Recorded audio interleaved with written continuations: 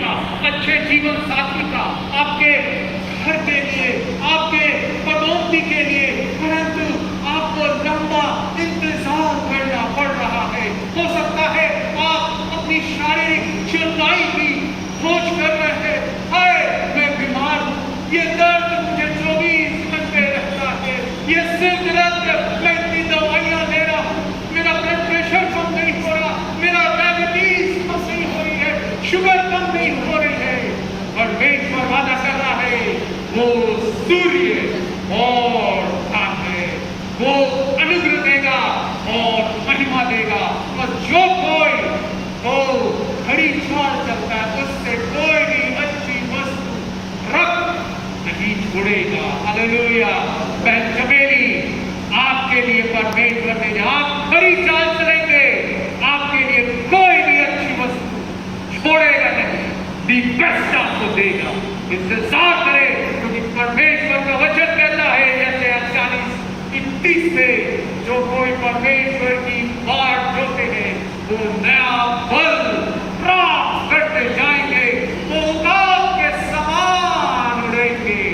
उकाब हर समय ऊंचाइयों में उड़ता है। मेरे प्रियो, आपने देखा होगा उकाब को और कौओं को, है ना? कौए लोग क्या करते हैं? नीचे उड़ान करते हैं और क्या खाते हैं? वो गंदी चीजों को खाते हैं, जो भी बचा हुआ रहता है, सड़ा हुआ रहता है, कचरे के डब्बे में काव काव करके आ जाते हैं। मेरा भाई राजना में था कई साल, वहाँ डॉक्टर, तो वहाँ बताता है बहुत पेड़ थे वहाँ, तो ये कौए लोग ऐसे जंगल के कौए वहाँ आ जाते थे और एक बार इसके सिर में बैठ गए, काव काव। मगर उकाब जो रहता है वो हर समय ऊंचा उड़ता है और वो गंदे सड़े गले वस्तुओं को खाता नहीं है। परमेश्वर कहता है, हम उकाब के समान बने, हमारी मंजिल, हमारी आशा उस चट्टान, उस महिमा के परमेश्वर की ओर रहे। क्या आप बीमारी से त्रस्त है, परेशान है? ओ है दयाल, परमेश्वर कह रहा है, मैं तेरी सूर्य और ढाल। हालेलुया। तेरे बच्चों के लिए मैं ढाल, उनकी जवानी में उनकी रखवाली उसका नाम है। हालेलुया। आप उसकी चिंता उसको सौंप दें, क्योंकि वो उनका पिता, अच्छा पिता है। हालेलुया। हालांकि उसका 4वां अध्याय और उसका 2वां वचन कहता है, वो क्या है, वो क्या चीज है, वो जो सूर्य है। पढ़ेंगे हालांकि की किताब। हमारे लिए जी, जो मेरे नाम का भय मानते हो, धर्म का सूर्य उदय होगा और उसकी किरणों के द्वारा तुम चंगे हो जाओगे और तुम निकलकर पाले हुए बछड़ों के समान कूदोगे और फांदोगे। देखिए, ये जो हम परमेश्वर का भय मानते हैं, उसके लिए धर्म का सूर्य उदय होगा। ये धर्म का सूर्य कौन है? यीशु मसीह है। बाइबल बताती है, कई जगह नए नियम में लिखा हुआ है, मरकुस 6:56 में लिखा हुआ है, भीड़ की भीड़ यीशु को छूना चाहती थी, क्योंकि जो कोई इसे छूता था वो अपनी बीमारी से आजाद हो जाता था, चंगा हो जाता था, तगड़ा चलने लगता था, अंधा देखने लगता था, मिर्गी ठीक हो जाती थी। मेरे प्रियो, आज भी वही परमेश्वर की सामर्थ, वो सूर्य आज की सुबह अपने वचन के द्वारा परमेश्वर अपने मंदिर में आप लोगों के लिए चमक रहा है।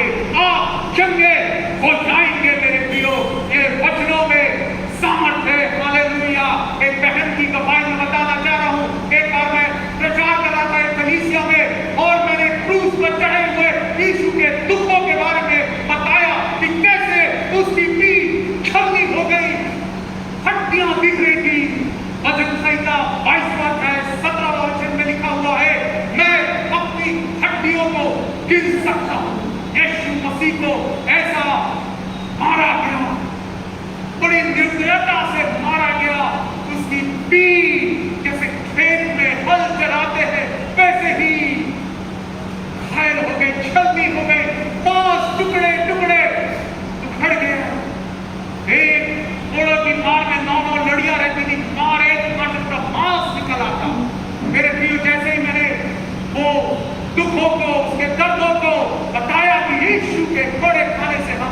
चंगे हो जाते हैं। यशायाह 53:5 में लिखा हुआ है, पहला पतरस 2 अध्याय 24वें वचन में लिखा हुआ है, उसके मार खाने से हम चंगे हो गए। सिस्टर बैठी हुई है, कैंसर से परमेश्वर ने उनको चंगा किया। हालेलुया। डॉक्टर ने बोल दिया था मर जाएगी, आशा नहीं है, परंतु धन्यवाद हो, जीवित परमेश्वर, सूर्य और ढाल, आयु को बढ़ाने वाला, जीवन को देने वाला परमेश्वर, उसके कोड़े खाने से हम सब चंगे हो गए। क्या आज आप बीमार, क्या आप परेशान है, दवाइयां खा रहा हूं, खा रही हूं, दवाई, बीमारी, ये मिर्गी, ये सिरदर्द, ये अस्थमा चंगा नहीं होता। आज परमेश्वर अपने वचन के द्वारा कह रहा है, मैं धर्म का सूर्य तुम्हारे ऊपर उदय होगा। I will arise upon you and you will be healed. Hallelujah. By his word you are healed. एक बहन संदेश खत्म हुआ, उसके बाद आई मेरे पास, बोली ब्रदर 2 हफ्ते से मैं क्रैम्प से ग्रसित हूं, जोड़ों के दर्द से ग्रसित हूं, मैं घुटने नहीं मोड़ पा रही थी, अपने हाथों को आटा जो गूंथते हैं वो गूंथ नहीं पा रही, मेरी उंगलियां नहीं मोड़ रही थी। परंतु जैसे आपने यीशु के दुखों को, क्रूस के दुखों को बताया, मेरा दर्द गायब हो गई और देखिए मेरी उंगलियां अच्छे से मुड़ रही है, मेरे घुटने दिख रहे हैं और मैं घुटने टेक के स्तुति कर रही हूँ, यीशु की महिमा कर रही हूँ। हालेलुया। आज ये वचनों के द्वारा यीशु जो सूर्य है वो चमक रहा है। हालेलुया। और आगे लिखा हुआ है, वो आपकी ढाल है मेरे प्रिय। ढाल मतलब सुरक्षा। जो युद्ध में जाते थे सैनिक लोग, उनके आगे हाथ में तलवार और दूसरे हाथ में ढाल रहती थी। पुराने जमाने में तीर कमान से, धनुष से लड़ाइयां लड़ी जाती थी और वो ढाल जो थी वो तीर कमान को बचाने वाली ढाल थी। हालेलुया। वैसे ही आपके चारों ओर एक ढाल है, एक सुरक्षा कवच है। आप मेरे भाई, मेरी बहन जहां कहीं भी जाते हैं, यात्रा कर रहे हैं, बाजार जा रहे हैं, नौकरी की जगह में जा रहे हैं, एक ढाल आपको घेरे हुए है। हालेलुया। और बड़ा प्यारा, सुंदर, अद्भुत वचन है भजन संहिता 5 और उसका 12वां वचन।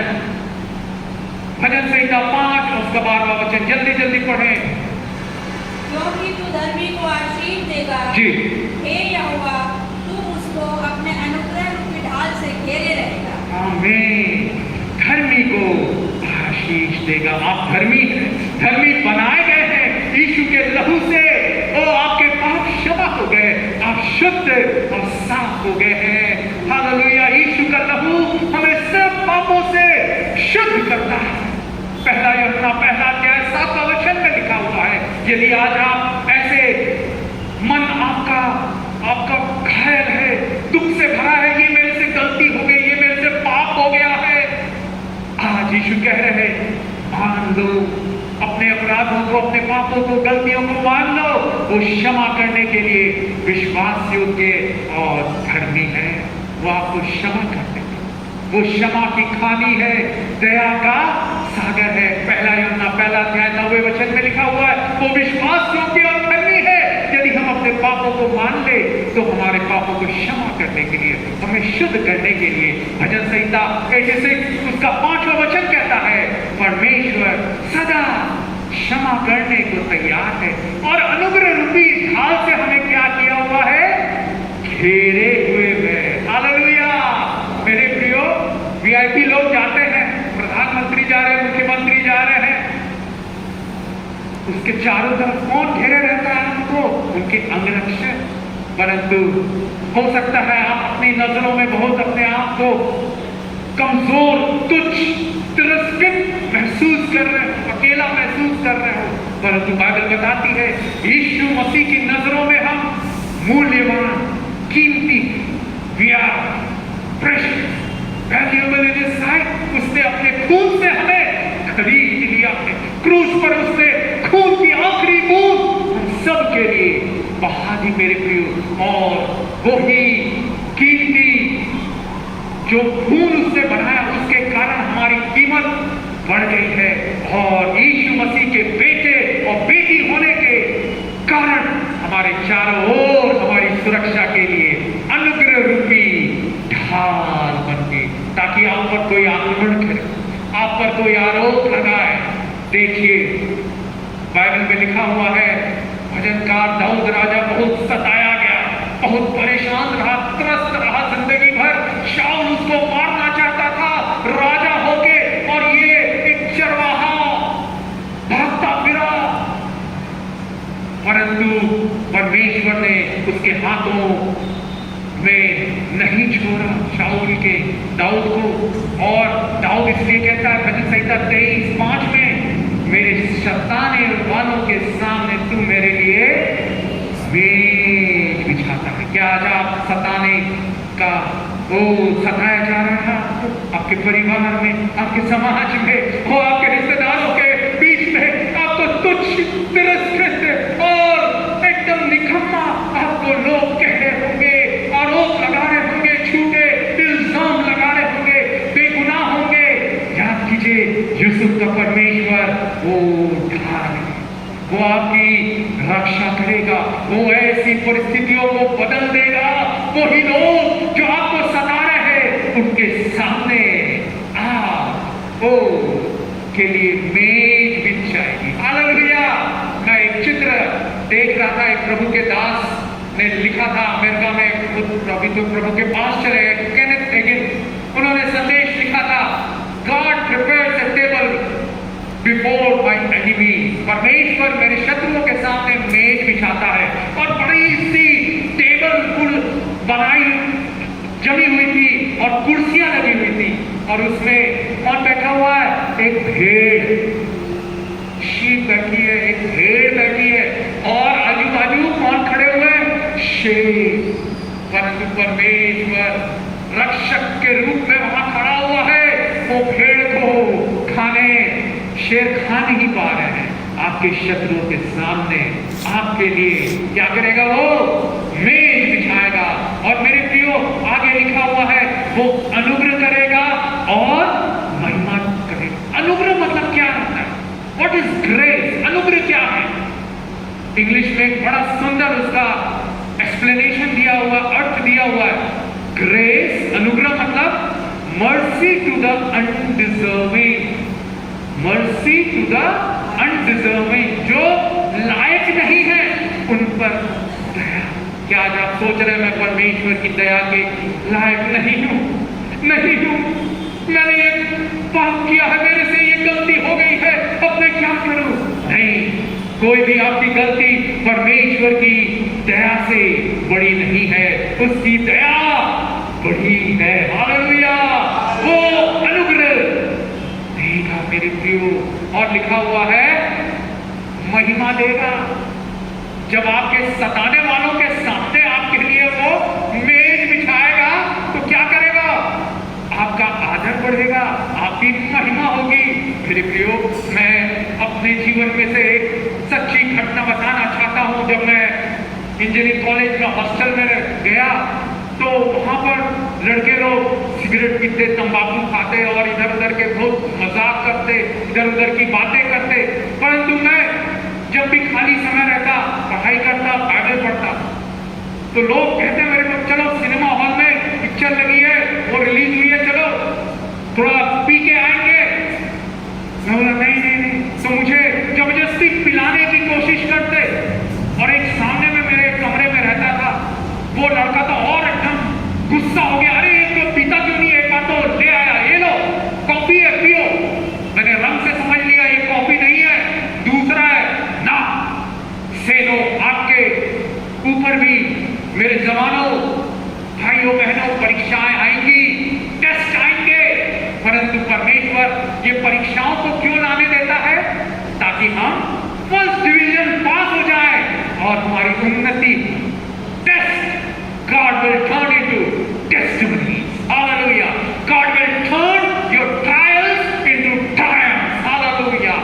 God will turn your mess into message. Hallelujah. वो आपके लिए जो परीक्षाएं प्रलोभन आते हैं, आपकी उन्नति गिराने के लिए नहीं है। मैंने कहा नहीं, मैं नहीं पीऊंगा।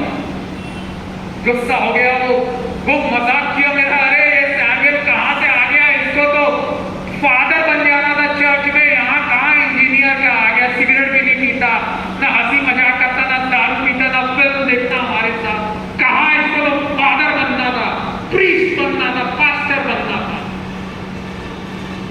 और हंसी आपकी हाथ उड़ाया जाएगा, परंतु निंदा सहने के लिए हम तैयार रहे।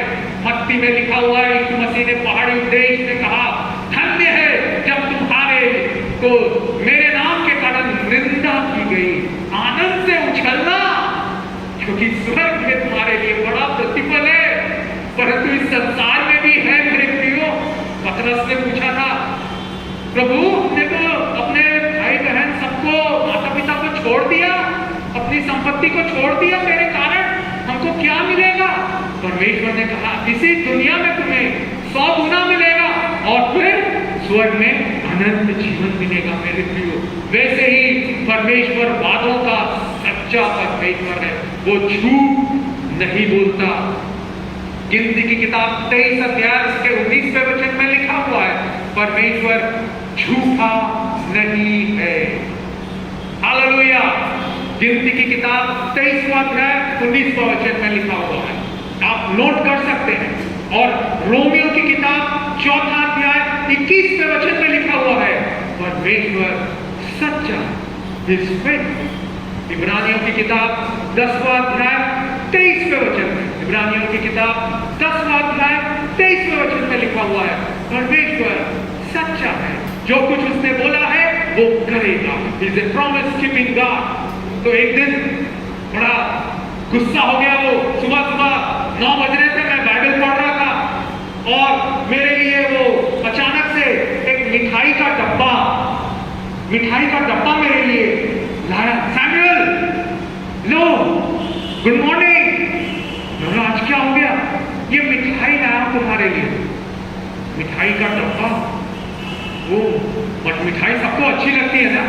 आज तो दयाल ने जलेबी लाई है, सबका मुंह मीठा हो गया, खाने से पहले ही खुश हो गया, दिल खुश हो गया कि मीठा खाने को मिलेगा। जो मिठाई सुबह 9 बजे लाया, सैमुअल तुम्हारे लिए मिठाई लाया हूं। मैं सोचने लगा पता नहीं कौन सा मिठाई होगा, गुलाब जामुन होगा या काजू कतली होगी, कौन सी होगी करके ऐसे ही सोच रहा था। जैसे ही वो पास आया, वो डब्बा तो बंद था, परंतु मैंने देखा उसके हाथों में कॉकरोच। कितने लोगों ने देखा है? सबके घर में होगा ना, किचन में खाना पकाने के बाद रात को अंधेरे में खोलेंगे, जब लाइट जलाएंगे तो आपको दिख जाएंगे कॉकरोच। तो वो कॉकरोच उसके हाथ में, मैं चिल्लाया, अरे कॉकरोच कॉकरोच। वो डर गया और डब्बे को, मिठाई के डब्बे को गिरा। शत्रुओं के आगे मेज बिछाने वाला हमारी ढाल है। हालेलुया। वो अनुग्रह रूपी ढाल, वो डर गया, चला गया। मेरे प्रियो, मिठाई के डब्बे में एक भी मिठाई नहीं थे, परंतु कॉकरोच थे। वो मुझे कॉकरोच खिलाना चाहता था, परंतु क्या परमेश्वर अपने बच्चे को होने देगा ऐसा? हालेलुया। वो जहां आपका अपमान हुआ, दुगना सम्मान दिलाने वाला यीशु मसीह है। आपका जहां निरादर हुआ, अनादर हुआ, वही आपको दुगना आदर दिलाने की सामर्थ रखता है। उसका नाम विक्रांत देशमुख। उसके बाद वो चला गया। फिर कभी उसने मेरा हंसी नहीं उड़ाई, कभी मेरे लिए वो शराब का प्याला नहीं लाया। मेरे प्रियो, आपके जीवन में भी क्या आज आपके पड़ोसी, आपके रिश्तेदार, आपके मसीह विश्वास के कारण सता रहे हैं? नहीं मेरे प्रियो, डरे नहीं, मजबूती से यीशु को थामे रखे, क्योंकि वो आपकी ढाल है, वो आपकी आड़ है, वो आपकी शान है। यीशु मेरी ढाल है, यीशु मेरी आड़ है, मैं किससे डरूं? ओह किससे डरूं? ओह किससे डरूं? ओह किससे डरूं? मैं किससे डरूं? यीशु मेरी आड़ है, यीशु मेरी ओर है, मैं किससे डरूं? ओह किससे डरूं?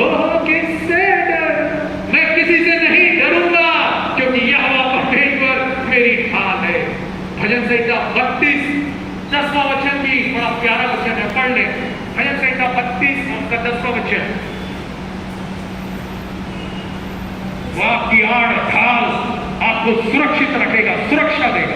पढ़िए कौन सा वचन? भजन संहिता 32 और 10वां वचन। दुष्ट को तो बहुत पीड़ा होगी, जी। परंतु जो यहोवा पर भरोसा रखता है वह करुणा से घिरा रहेगा। आमीन। यहोवा पर भरोसा रखते हैं, हालेलुया। गुड भाई, यहोवा पर भरोसा रखने से आप करुणा से घिरे रहेंगे, करुणा से घिरे रहेंगे। आपकी नौकरी में हो सकता है कई परेशानियां आएंगी, परंतु याद रखिए करुणा से घिरे। मेरे भाई, मेरी बहन, वो पीछे जो बैठे हैं जितेंद्र भाई, वो हालेलुया भाई सोनवानी, आप परमेश्वर की करुणा से घिरे हुए हैं। सोनवानी में भाई आपकी ढाल परमेश्वर है, हालेलुया। वही परमेश्वर आपके लिए आपके मार्गों को सीधा बनाएगा, सीधा बनाएगा। उबड़ खाबड़ रास्तों को वो सीधा बनाने की सामर्थ रखता है। यस बहन, आपके लिए भी वो सीधा मार्ग निकालेगा। इसलिए बाइबल में यीशु कहते हैं अपने मार्ग की चिंता उस पर डाल, वही तेरे लिए सीधा मार्ग। तुझे भाई आपके लिए आपका इनाम आएगा, हालेलुया। भविष्यवाणियां पूरी होंगी, हालेलुया, क्योंकि वो हमारी ढाल है, हालेलुया। वो अनुग्रह और महिमा देगा। मेरे प्रियो, मेरी महिमा हुई वो कॉकरोच जो उसने लाने की कोशिश की और वो कॉकरोच बंद दरवाजे से निकल गया, डब्बे से निकल गया। सोचिए, कॉकरोच को भी नियंत्रण करने वाला कौन है? यीशु मसीह है। बाइबल में समय नहीं है, बाइबल में बहुत बड़े सुंदर सुंदर उदाहरण है। गाय लोगों को आप देखते हैं ना सड़क में, गाय लोग बीच में आ जाते हैं, सड़क के बीच में कभी बैठे रहते हैं, कभी उठ जाते हैं, कभी दौड़ने लगते हैं। गायों को भी नियंत्रण करने वाला परमेश्वर। और ऐसी घटना हो चुकी है मेरे प्रियो, जब वाचा का संदूक परमेश्वर की उपस्थिति को जब शत्रु लोग ले गए तो गायों को छोड़ दिया गया। तो गाय वो बच्चा जनी थी, उनके जो छोटे छोटे वो बछड़े हुए थे, बच्चे हुए थे। तो गाय लोग तो देखा होगा आपने, जब बच्चा जन्मती है उसके बाद बच्चा पैदा होने के बाद वो अपने बच्चे के पास ही रहना चाहती है, परंतु ऐसा अद्भुत उपाय किया परमेश्वर ने, वो गायों को नियंत्रण करके उनके बच्चों के पास वो गई नहीं, वाचा के संदूक को जहां से लाया गया था वहां छोड़ा। सोचिए, समय नहीं है, नहीं तो मैं बताता, वो भी बहुत ही रोचक घटना है और बहुत ही अद्भुत घटना है, कैसे परमेश्वर अपने बच्चों की रक्षा करता है जानवरों से भी। और बाइबल में दिया हुआ है कि ऐसा हुआ, दुश्मन लोग परमेश्वर के जगह में इजराइल में बसा दिए गए। उन्होंने पाप किया, परमेश्वर के बच्चों ने, परमेश्वर ने उनको निकाल दिया।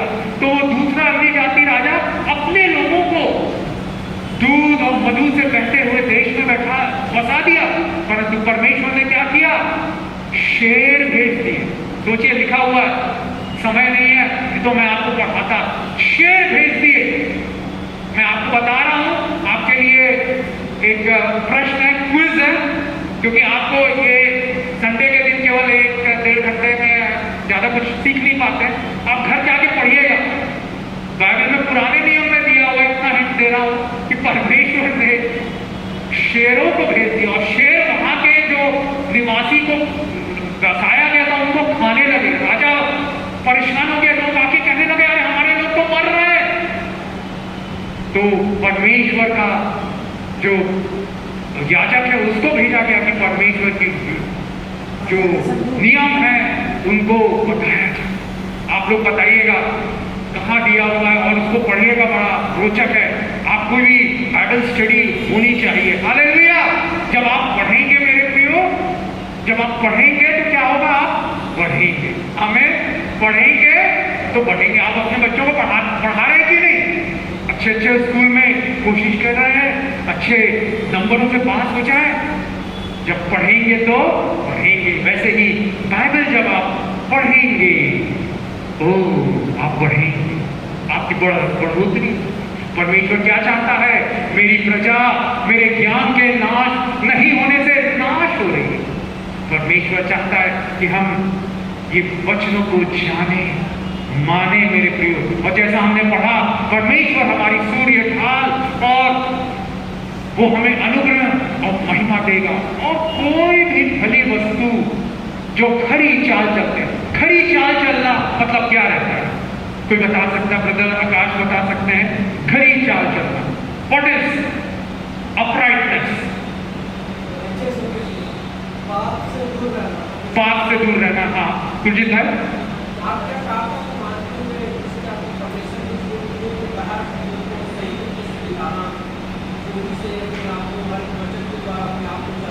जी, और कोई बता सकता है खरा होना मतलब क्या है?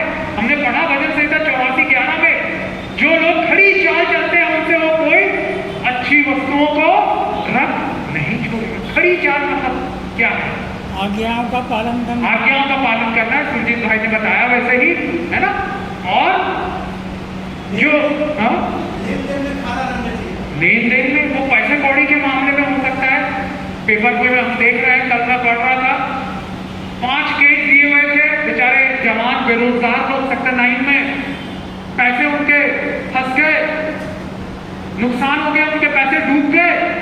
लालच,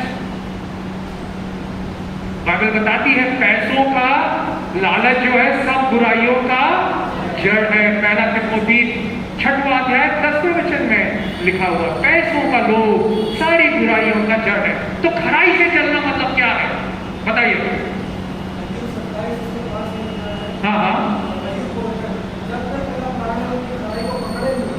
आमीन। पहन पढ़िए अय्यूब 27:5, बड़ा सुंदर वचन बताया अय्यूब के जीवन में। 27 अय्यूब की किताब उसका 5। ईश्वर ना करे कि मैं तुम लोगों को सच्चा ठहराऊं, जब तक मेरा प्राण ना छूटे तब तक मैं अपनी खराई से ना हटूंगा। देखिए, और ये अय्यूब कह रहा है इतना सताया गया, वो उसका नुकसान हो गया, उसके भेड़ बकरियां बच्चे मर गए, उसको फोड़े हो गए शरीर में, फिर भी वो कह रहा है मैं अपनी खराई को पकड़े रहूंगा। और अय्यूब पहला अध्याय पहला वचन कहता है, अय्यूब पहला अध्याय पहला वचन, उज्र देश में अय्यूब नामक एक पुरुष था, वह खरा था और सीधा था और परमेश्वर का भय मानता था और बुराई से दूर रहता था। परमेश्वर का भय मानता था, बुराई से दूर रहता था। परमेश्वर का भय मानना क्या है? परमेश्वर का भय मानना क्या है गुड्डू भाई?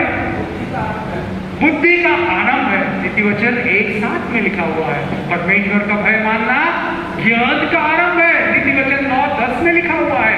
भजन संहिता 111 उसके 10वें वचन में भी लिखा हुआ है परमेश्वर का भय मानना बुद्धि ज्ञान का आरंभ है। वो परमेश्वर का भय मानता था और सीधा था, खरा था, सीधा। क्या आज आपको लोग कहते हैं सीधा है? मेरे लिए परमेश्वर का ये वचन था कि सीधाई लोग ओ हालेलुया उन्नति प्राप्त करेंगे मेरे प्रियो, और बुराई से दूर रहना। बाइबल में और भी दिया हुआ है कि बुराई से दूर रहना क्या है। अगर हम पढ़ेंगे अय्यूब उसका 28 और उसका 29वां वचन, 29 आखिरी वचन, अय्यूब 28 और उसका 29। तब उसने मनुष्य से कहा, जी, देख प्रभु का भय मानना यही बुद्धि है और बुराई से दूर रहना यही समझ है। बुराई से दूर रहना यही समझ है। परमेश्वर का भय मानना बुद्धि है। हालेलुया।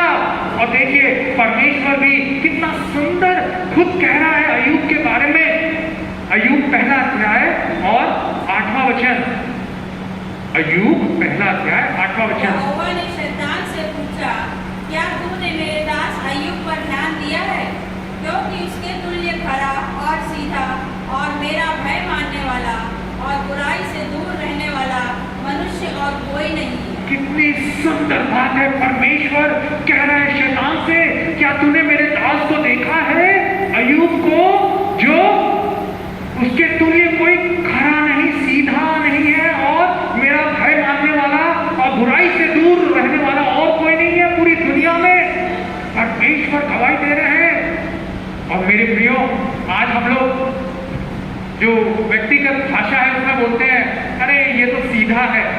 मेरे प्रियो, आशीष परमेश्वर की आपको उच्च पद में बढ़ोतरी में प्रमोटेड हो जाएंगे, आप पदोन्नति पा जाएंगे, अच्छे पद में प्रतिष्ठा, पैसे आ जाएंगे, परंतु वहां स्थिर रहना, कायम रहना, वो किसके कारण है?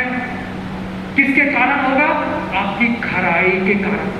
बहुत लोग चर्च आते हैं, बहुत लोग विश्वासी है, परंतु आप देखते होंगे बढ़ नहीं पाते। अरे वो नौकरी लग गई, सरकारी नौकरी लग गई, इंजीनियर बन गया, एग्जीक्यूटिव इंजीनियर बन गया, चीफ इंजीनियर बन गया, प्रमोशन हो गया, सेक्रेटरी हो गया, यूपीएससी में सिलेक्शन हो गया, परंतु कुछ समय बाद अखबारों में समाचार आ रहा है अरे ये मसीही व्यक्ति घूस लेते हुए पकड़ाया गया, उसको निलंबित कर दिया गया, हटा दिया गया, ट्रांसफर कर दिया गया। परमेश्वर की आशीष आपको ऊंचा उठाएगी, परंतु उस ऊंचाई में कैसे आप स्थिर रह सकते हैं? कोई छोड़ना नहीं चाहता ना। आजकल हम देखते हैं अगर एक बार कुर्सी मिल जाए तो कोई उठता नहीं है, जब तक ना मर ना जाए तब तक छोड़ते नहीं है, कुर्सी का इतना प्यार है। परंतु लोग अपने पद, प्रतिष्ठा, पैसों को कैसे कमा देते हैं? लालच।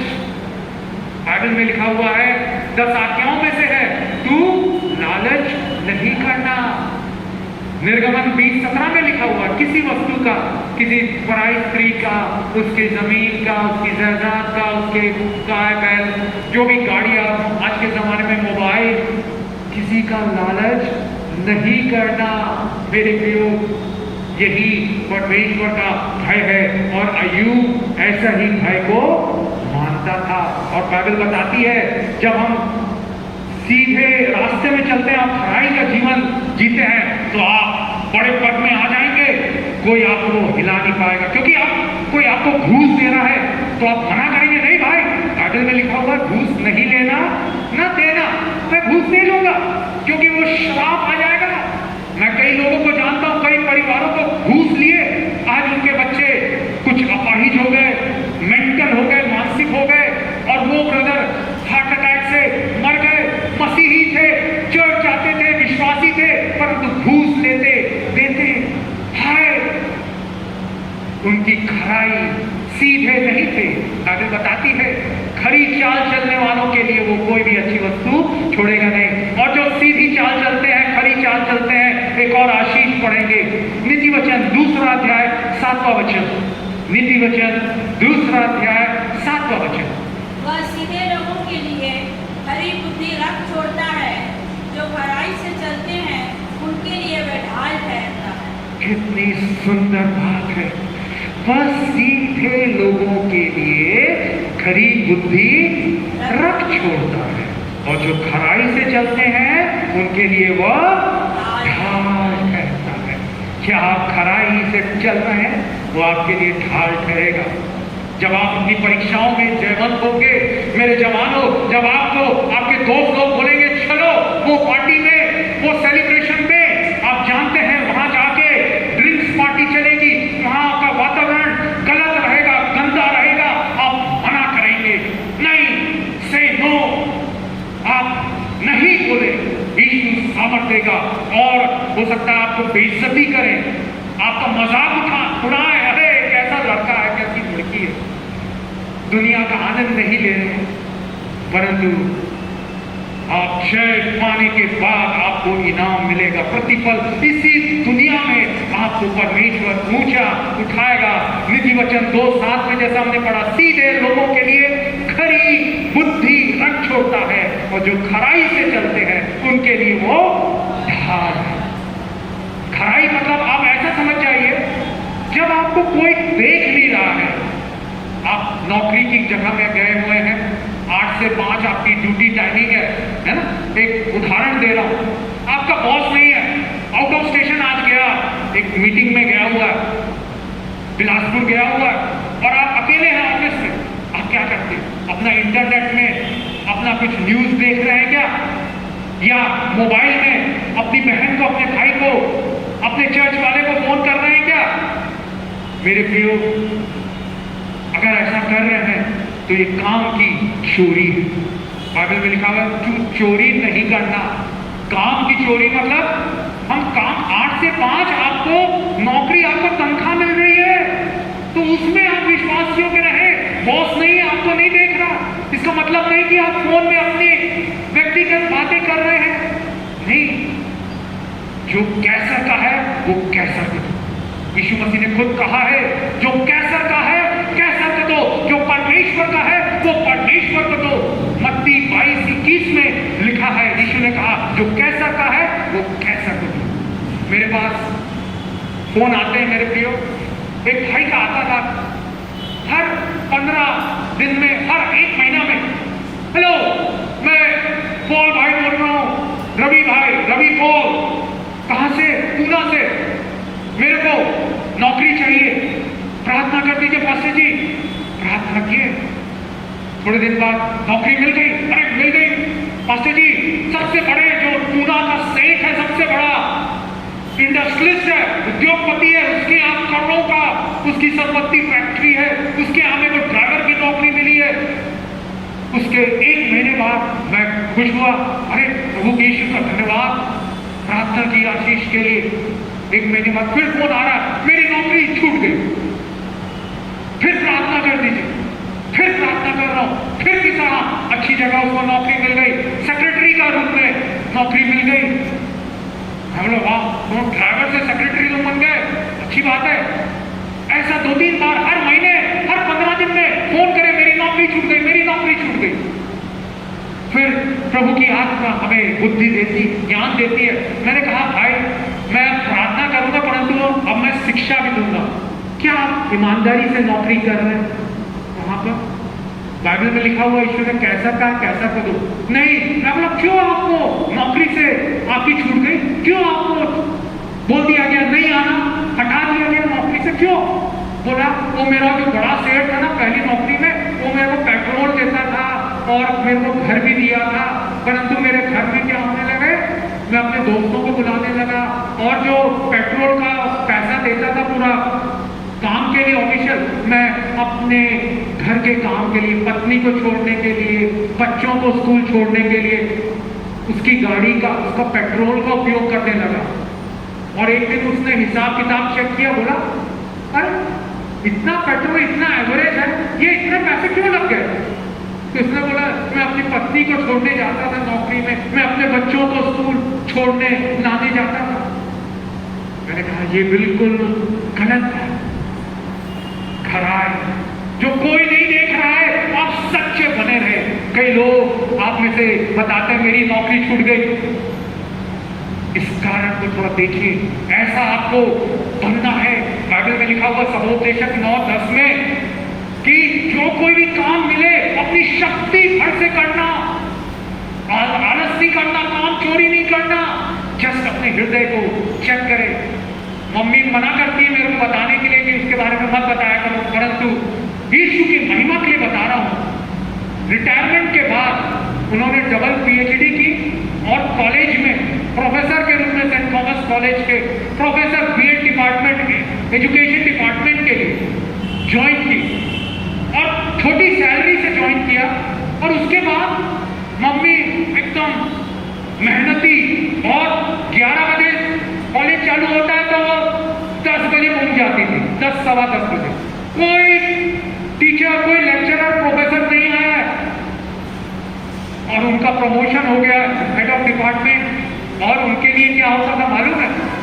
उनकी एक बार वो गई अकाउंटेंट के पास, बोली अरे मेरा सैलरी है गलती से मेरी ज्यादा आ गई है। प्रिंसिपल को बचा के बताया, फादर जी वो मेरी सैलरी इतनी बढ़ गई, ये गलती से आ गई। बोला नहीं नहीं मैडम, ये आपका प्रमोशन हुआ है, आपकी सैलरी हमने बढ़ाई है। हालेलुया, ऐसा होना चाहिए। कोई लोग आपको ऐसा ना हो, निकाले नहीं, एक वचन को, वचन के वादे को थामे रहे। Righteous shell never be removed. अगर आपको नौकरी से निकाला जा रहा है, आप छोड़ रहे हैं हर 2 महीने में, 3 महीने में, नीति वचन 10:30 में लिखा हुआ है righteous shell never be removed. धर्मी जन को कभी हटाया नहीं जाएगा, निकाला नहीं जाएगा। आप ऐसे अपने आपको छोड़ने के लिए आपका बॉस रोने लगे, उसको दुख होने लगे, पीड़ा होने लगे, अरे वो छोड़ के जा रही है नौकरी, वो छोड़ के जा रहा है। नीति वचन 22-29 में दिया हुआ है, क्या कोई ऐसे निपुण मनुष्य को देखते हैं जो अपने काम में निपुण है? वो राजाओं के सम्मुख खड़ा होगा। हालेलुया।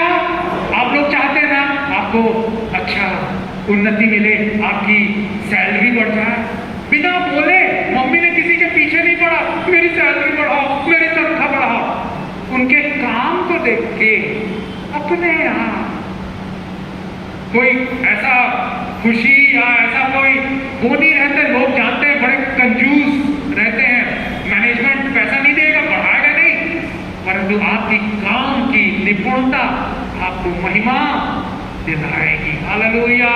नीति वचन 12-24 में लिखा हुआ है, वो जो मेहनती है वो क्या करेंगे? शासन करेंगे। और एक और वचन पढ़ेंगे, भजन संहिता उसका 25 और उसका 21वां वचन। 25 और उसका 21वां वचन। खराई और सिधाई मुझे सुरक्षित रखे, क्योंकि मुझे तेरी ही आशा है। हमें खराई और सिधाई आपको सुरक्षित रखे। आपको सुरक्षित रखे, आपको कोई निकाल नहीं पाएगा, कोई नहीं देख रहा है, फिर भी आप काम के प्रति ईमानदार है। आपको पेट्रोल अलाउंस मिल रहा है, कंपनी के काम में खर्च कर रहे हैं, अपने मोबाइल में जब बॉस नहीं है तो घर में बात कर रहे हैं अपनी पत्नी से, अपने पति से, बच्चों से ना। एक लिमिट रखे, एक देख रहा है। अभी व्हाट्सएप में चल रहा है ना कैमरा, सीसीटीवी कैमरा की निगरानी में हम लोग। वो सीसीटीवी संसारिक कैमरा खराब हो सकता है, परंतु यहोवा की आंखें देखते रहती है धर्मियों को, उसकी आंखें देखती रहती है, उसके कान खुले रहते हैं। और मेरे प्रियो, जब आप खराई से चलते हैं तो कोई भी अच्छी वस्तु परमेश्वर आपके लिए नहीं रख छोड़ेगा। आपके पास अच्छी नौकरी आएगी, अच्छा घर आएगा, आपके बच्चे अच्छे स्कूल में, कॉलेज में अच्छी शिक्षा प्राप्त करेंगे, आपका प्रमोशन होगा, आपको पदोन्नति मिलेगी, आप एक अच्छे पद में, आप एक अच्छे प्रतिष्ठित इंसान माने जाएंगे। और बाइबल एक और वचन कहती है, नीति बाइबल में लिखा हुआ है कि वो जो परमेश्वर से डरते हैं और जो उसके खोजी हैं उनके लिए वो क्या करता है? भजन संहिता 34:10। भजन संहिता 34:10। जवान सियों को तो घटी होती और वे भूखे भी रह जाते हैं, परंतु यहोवा के खोजियों को किसी भली वस्तु की घटी ना हो। हमें किसी भली वस्तुओं की घटी नहीं होगी जो खराई से चलता है और जो उसके खोजी है। जब भी आपको समय मिले बाइबल पढ़ें। जब आप पढ़ेंगे तो बढ़ेंगे। हो सकता है आपको पढ़ना नहीं आता, कोई बात नहीं, आजकल तो सुन सकते हैं, ऑडियो बाइबल आ गई है, यूट्यूब में कितने संदेश सुन सकते हैं। जब भी मौका मिले प्रार्थना करें, सुबह उठ के प्रार्थना करें, यीशु मेरे दिन भर के बोझ को उठाइए, मुझे आज परीक्षाओं से बचाइए। यीशु को खोजने वालों को कोई भली वस्तुओं की घटी नहीं होती। जवान सिंह शेर कितने लोगों ने देखा है? हम सब ने देखा है ना। जवान सिंह के सामने वो भूखा रह सकता है क्या? हाँ रह सकता है, बाइबल बता रही है। परंतु जो यहोवा के खोजी हैं, आज 7 अगस्त 2022 को आप दूसरा काम में जा सकते थे। हो सकता है कहीं पिकनिक चले जाते, नदी तट किनारे चले जाते, या कहीं और चले जाते शॉपिंग के लिए। हाँ, प्रभु के भवन में आए, उसके खोजी बन, आपसे कोई भली वस्तु रख नहीं छोड़ेगा। क्यों? क्योंकि वो अच्छा पिता है। मत्ती आखिरी वचन पढ़ेंगे, मत्ती 7 से लेके 11 वचन। मत्ती 7 से लेके 11। आप खोजी हैं, इनाम पाएंगे। मांगो तो तुम्हें दिया जाएगा, जी। ढूंढो तो तुम पाओगे, खटखटाओ तो तुम्हारे लिए खोला जाएगा। क्योंकि जो कोई मांगता है उसे मिलता है, और जो ढूंढता है वह पाता है, और जो खटखटाता है उसके लिए खोला जाएगा। जी। आगे, तुम में से ऐसा कौन मनुष्य है कि यदि उसका पुत्र उससे रोटी उसे पत्थर दे जी। या मछली मांगे तो उसे सांप दे। जी। अतः जब तुम बुरे होकर अपने बच्चों को अच्छी वस्तुएं देना जानते हो तो तुम्हारा स्वर्गीय पिता अपने मांगने वालों को अच्छी वस्तुएं क्यों न देगा। अच्छी वस्तुएं देगा। ब्रदर आकाश, आपको बिजनेस का आइडिया नहीं, आप जो उलझन में है, क्या परेशान है, क्या करूं, हर जगह असफलता मिल रही है। God can turn your failures into success. Hallelujah. ओ अच्छा पिता, रोटी मांगने से क्या वो पत्थर देगा? मछली मांगने से सांप देगा? नहीं, अच्छा पिता है। भाई वो खड़े हो जाइए आप। हाँ, यस, आपको ही बोलो, आपके जीवन में यस आपको ही बोल रहा हूं, अच्छी वस्तुओं की घटी नहीं हो, क्योंकि यीशु मसीह आपका अच्छा पिता है। हालेलुया। आइए हम सब खड़े हो जाएं, वो अच्छा पिता की ओर हम देखें। वो अच्छा पिता है, आपको कोई भी भली वस्तुओं की घटी होने नहीं देगा। आप उसके जो खोजी है, जो आप सिधाई से, खराई से, उसका भय मानते हुए, बुराई से दूर रहते हुए सीधे रास्ते में चलते हैं, वो अच्छा पिता आपकी जरूरतों को पूरी करेगा, सारी जरूरतों को अच्छी वस्तुएं देगा, अच्छी नौकरी देगा, वो आपकी तनख्वाह बढ़ा देगा। हालेलुया। आपके बच्चे आशीषित हो जाएंगे। हालेलुया।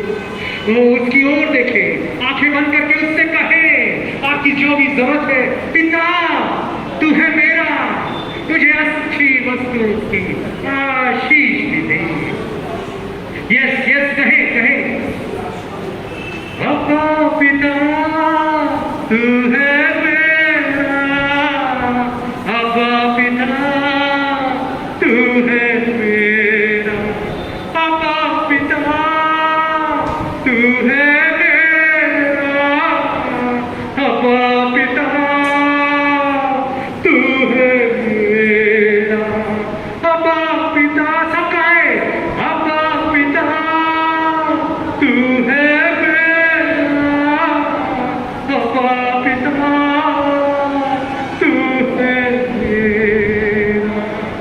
प्यारे यीशु, मैं हर एक आपके बच्चों के लिए प्रार्थना करता है, हर एक भाई बहन के लिए जो आज बड़ी उत्सुकता से आपके वचन इतनी देर तक उन्होंने सुना है।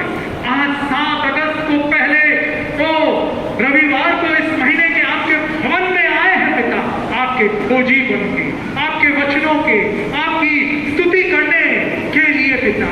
ओ उनको अनुग्रह दीजिए, उनकी ढाल बन के रक्षा कीजिए पिता, और उनको खराई से, सीधाई से चलाइए, उन्हें परीक्षा में न डालिए, परंतु हर एक बुराई से बचाइए, ताकि पाप, प्रलोभन, परीक्षाओं से, पैसों का लालच, ओ जवानी की अभिलाषा, जीविका का घमंड, आंखों की अभिलाषा, सबसे विजय प्रदान कीजिए।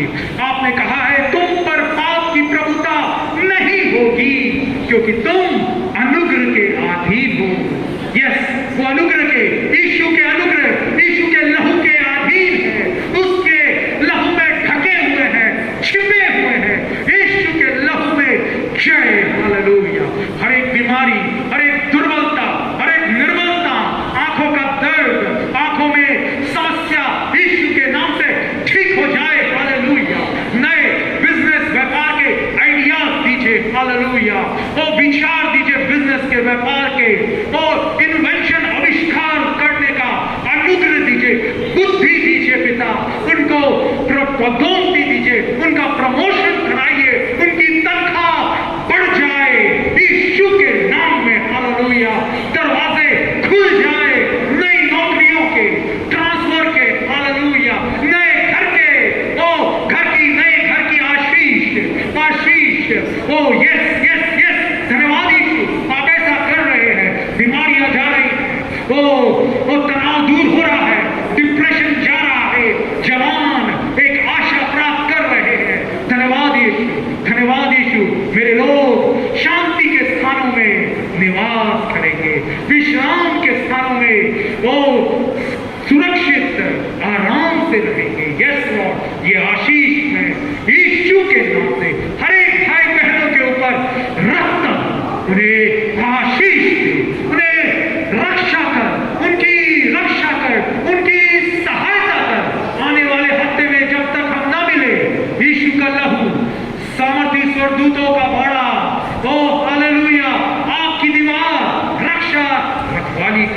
ये प्रार्थना को यीशु के सुरक्षित रखने वाले नाम में मांगते हैं, आमीन।